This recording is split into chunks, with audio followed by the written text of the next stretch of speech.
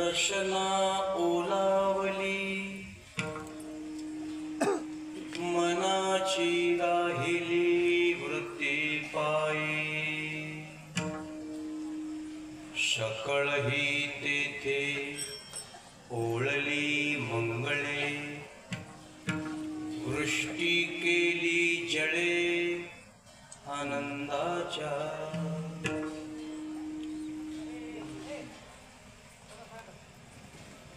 सकळ इंद्रिये झाली ब्रह्मरूप ओतिले स्वरूप माझी तया सकळ ही तेथे ओळली मंगळे वृष्टी केली जळे आनंदाच्या तुका म्हणे तेथे वशे भक्तराव तुका म्हणे तेथे वशे भक्तराव तेथे नांदे देव संदेह नाही सकळ ही येथे ओळली मंगळे वृष्टी केली जळे आनंदाच्या विठ्ठल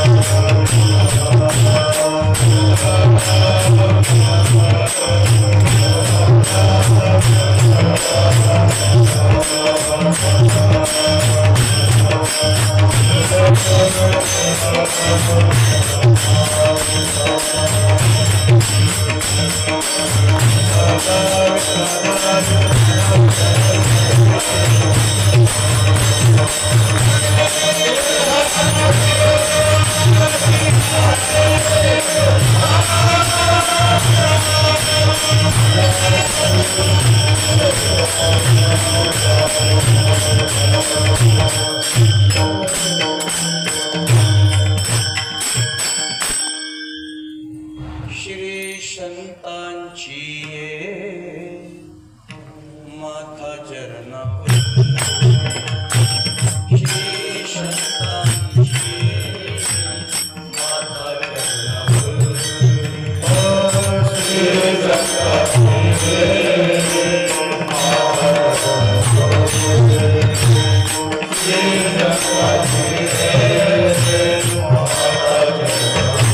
श्री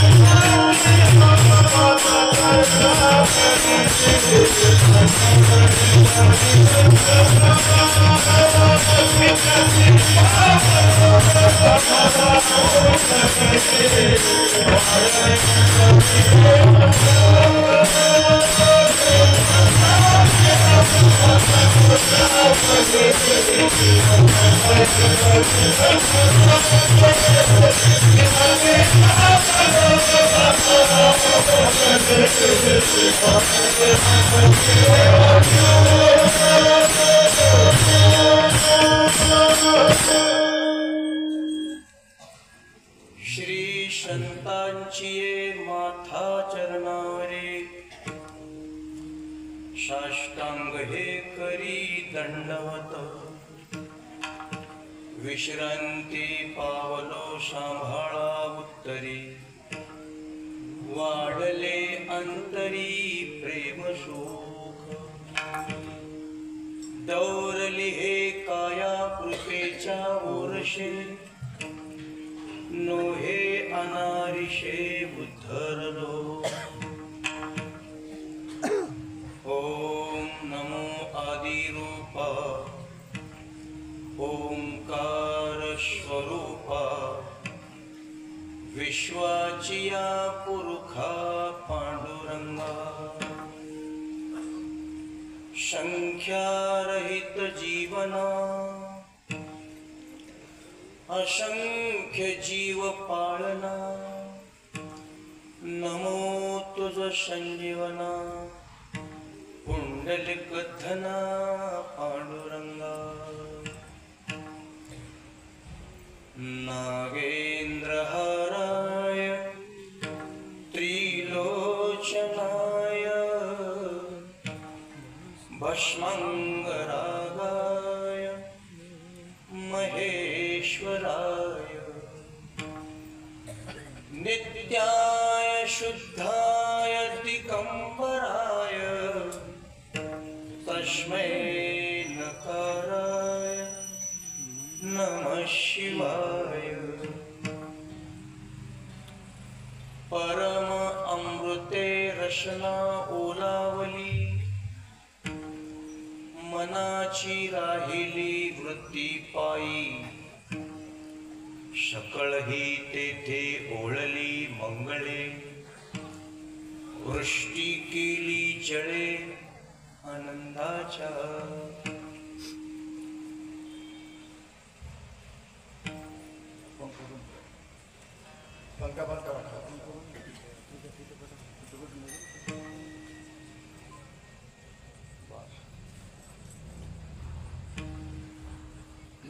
जमलेली सर्व लहान थोर भक्त मंडळी आज या ठिकाणी परमात्मा श्री पांडुरंगरायाच्या कृपेने साधू संत महात्म्यांच्या आशीर्वादाने श्रीमद भागवत कथा अखंड हरिनाम सप्ताह वार्षिक उत्सव महान वैष्णव श्री गोविंद महाराज यांचा पुण्यस्मरणाचा सोहळा अनेक वर्षाची एक आदर्श परंपरा या भूमीनं जतन केली.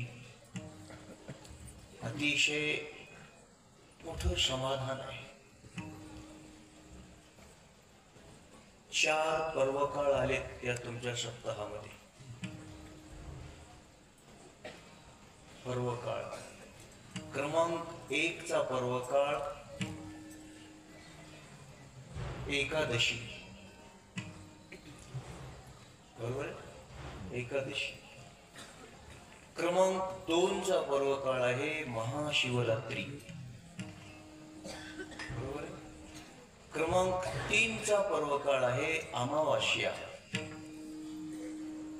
आणि क्रमांक 4 चा पर्वकाळ आहे श्री महाराजांनी देह ठेवलेला दिवस महाशिवरात्री, बरोबर. तोही एक पर्वकाळ. ज्ञानेश्वरीमध्ये माऊली लिहितात, आपले जे आई वडील आहेत त्यांच्या देह ठेवण्याचा जो दिवस आहे तो आपल्यासाठी पर्वकाळ असतो. आणि खऱ्या अर्थानं हे आई वडील आहेत ज्यांच्या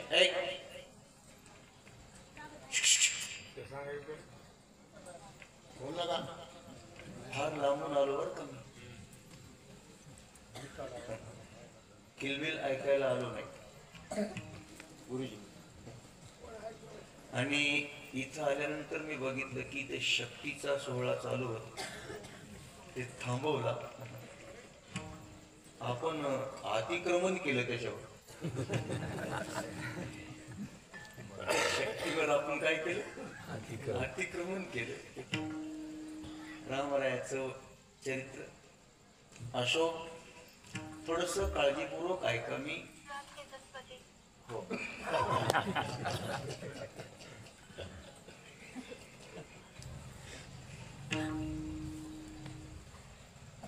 का सोम सूर्य ग्रहणे ज्ञानोबाराय देतात. सोम म्हणजे चंद्र, चंद्र सूर्याचं ग्रहण हा एक पर्वकाळ असतो. चंद्र सूर्य ग्रहणे केऊनी करीती पर्वणे पर्वणी का माता पितर मरणे अंकित जे दिवस. हे मायबाप आहेत आपले, त्यांनी देह ठेवलेला दिवस आपल्यासाठी पर्वकाळ असतो. मी फार दिवसापूर्वी एकदा इथं काल्याचं कीर्तन केलं होतं आणि त्याच्यानंतर परवा एकदा इथं मध्ये कीर्तन झालं होतं. बरोबर, मध्ये खूप अंतर पडले. का अंतर पडलं देव जाणे. एवढं अंतर नाही पडायला पाहिजे. आणि तिथं मध्ये कीर्तन केलं तर त्याचा अभंगही मला लक्षात आहे. धन्य काळ संत भेटी पायी मिठी. आपल्याला ध्यानात ठेवावं लागते, सगळं आपला धंदा आहे. असो, अतिशय आनंद वाटला. महाराजांचं वैभव आमचे मार्तळेकर मामा सांगायचे, आपल्या भागामध्ये जेवढे जेवढे सप्ताह आता आहेत ना त्याच्यातले जुने सप्ताह यांनी सुरुवात केलीत. मार्तळचा सप्ताह, तुप्प्याचा सप्ताह, वडगावचा सप्ताह महाराजांनी सुरू केला. मामा सांगायचे. दोन शब्द सांगतो गुरुजी. वृक्षारोपण करणं आणि बीजारोपण करणं दोन शब्द वेगळे आहेत. काळजीपूर्वक ऐका. बीजारोपण आणि वृक्षारोपण. वृक्षारोपण करण्याकरता त्रास कमी असतो. रोपट आयतं आहे, खड्डा केलेला आहे, तिथं ते वृक्षारोपण करायचं, थोडं कमी त्रास. बीजारोपणाला खूप त्रास असतो. त्याला रोपट तयार नाही, खड्डा नाही, जमीन नाही, काही नाही. तसं अनेक ठिकाणी ह्या मंडळींनी बीजारोपण केलं. हे साऊंड सिस्टीम, हे मिक्सर, हे मृदंगाला माईक, टाळकऱ्यांना माईक, हे होतं का त्यांच्या काळात? आम्हाला हे सगळं आयतं सापडले. हे सगळं त्यांनी अतिशय कष्टाच्या काळामध्ये सांभाळले सगळं. बरोबर. त्यावेळेस 4-4 कोस 5-5 कोस पायी जाऊन कीर्तन करायचे होते. बरोबर. तुमच्या ते बारुळहून आम्ही पायी आलो होतो 1-2 वेळेस. इथं मधला एक रस्ता होता इकडं मामा सोबत. ते आमचं ते व्यंकटमाय होता आपलं वर्षिंगवाडी. काही सुविधा नव्हत्या. आज किती आहे आपल्याला? सावधान. आपल्याला हे जे मिळाले ते त्यांनी बीजारोपण केले. तुम्ही ज्या झाडाखाली बसला ज्या झाडाची सावली तुम्ही घेत आहात ते झाड तुम्ही लावलेलं नाही, बरोबर? आणि तुम्ही न लावलेल्या झाडाची सावली तुम्ही घेतल्यानंतर तुम्ही त्या झाडाचे ऋणी झालात. शब्द समजून घ्या. त्या झाडाचं तुमच्यावर काय झालं? ऋण झालं. मग त्या झाडाच्या ऋणामधून मुक्त होण्याकरता तुम्हाला दुसरं एखादं झाड लावावं लागेल. दुसरा उपायच नाही. सावली तुम्ही घेतली ना त्याची, मग झाड तुम्हाला. आता तुम्ही ज्याची सावली घेत आहात, ज्या झाडाची, ते झाड तुम्ही लावलेलं नाही आणि तुम्ही जे झाड लावता आहात त्याची सावली घ्यायला तुम्ही राहणार नाही, बरोबर? तुम्ही जे झाड लावता त्याची सावली घेण्याकरता तुम्ही राहणार नाहीत. मग आम्ही राहणार नाहीत, मग आम्ही लावायचं कशाला? जमल का असा विचार करू? नाही, तुम्हाला लावता आला पाहिजे. तुम्ही मृदंग शिकला, तुमच्या गुरुजींनी तुम्हाला ते धडे दिले, गुरुजी समोर आहेत, तुमच्या गुरुजींनी तुम्हाला मृदंग शिकवला, तुम्हाला चांगलं ते धन मिळालं, ते ऐश्वर्य. पण सावधान, ते तुम्हाला जे दिले देणाऱ्याने ते दुसऱ्याला देण्याकरता दिले.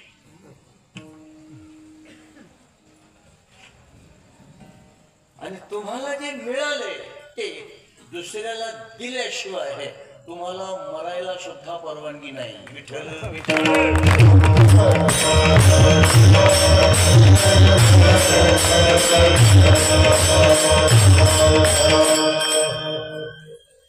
काहीतरी उदाहरणासाठी तुमचं नाव घेतलं, काहीतरी तुमच्या ठिकाणी त्याला योग्यता आढळली असेल म्हणून तुम्हाला दिले, बरोबर?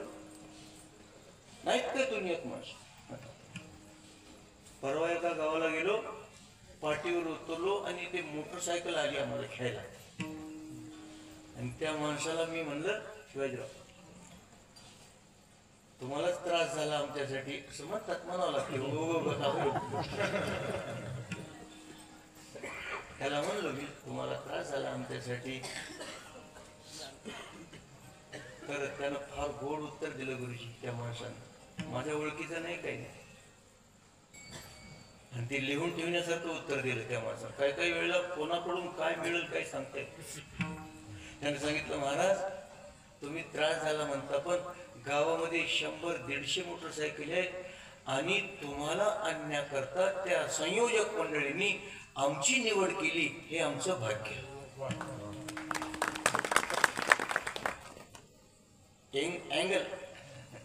अँगल तुम्हाला आणण्याकरता आमची निवड केली, 100-150 गाड्या आहेत,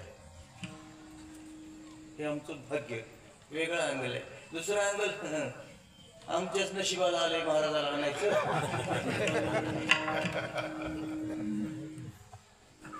तसं नाही.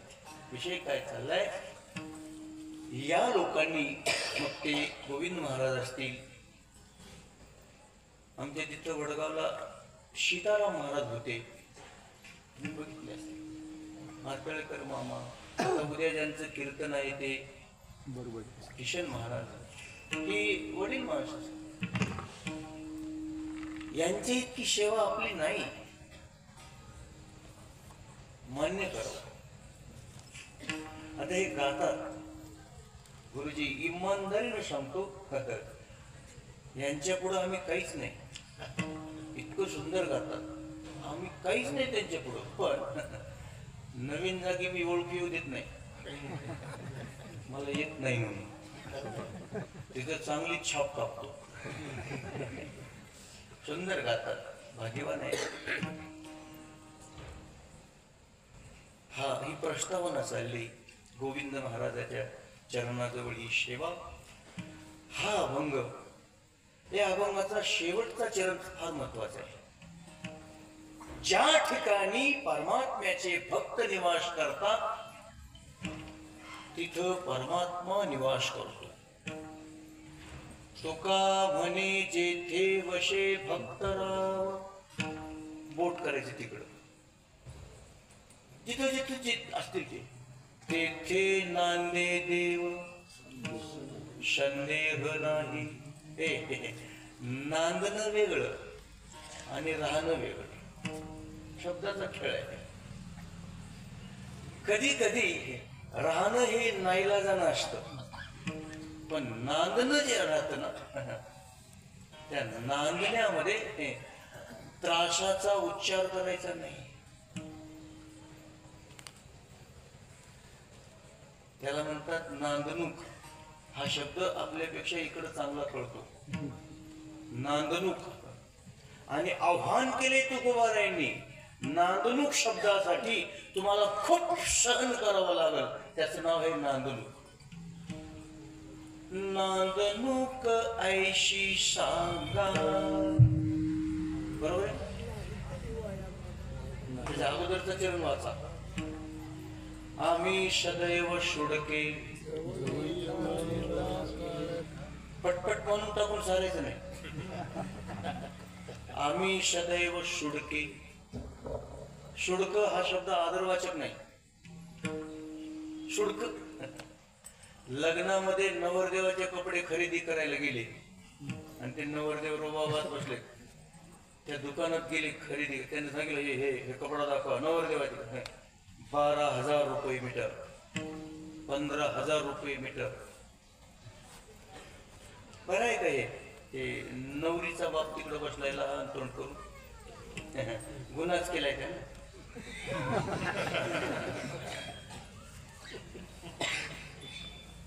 त्याला विचारलं हे बरं आहे का, घ्याव का, घ्या.